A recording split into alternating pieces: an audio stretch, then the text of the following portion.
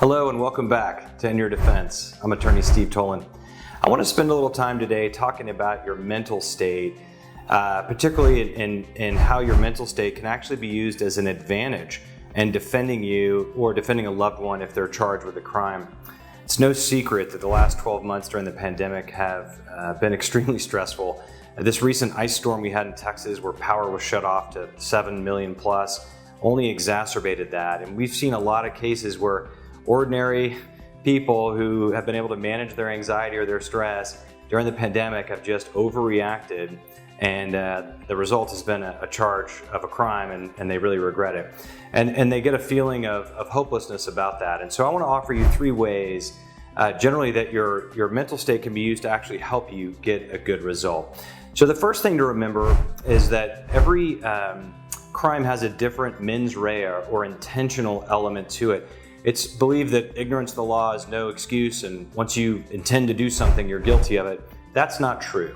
Your mental state can be used and is always relevant, not necessarily as an affirmative defense, but just to explain in context whether you were reckless or careless, whether you were malicious or willful, what's really going on there. So a good criminal defense attorney knows how to use that and get good results for you.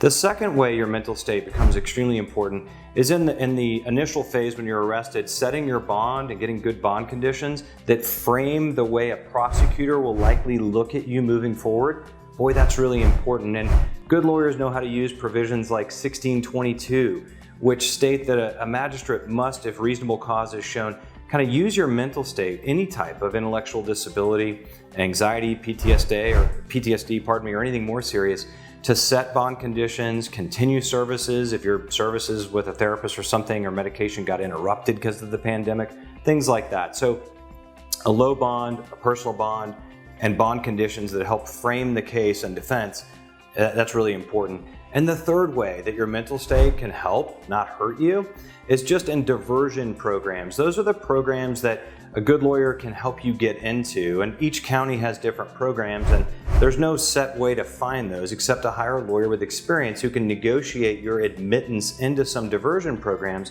And then once you finish whatever conditions there are, your case can often be dismissed and then expunged off your record.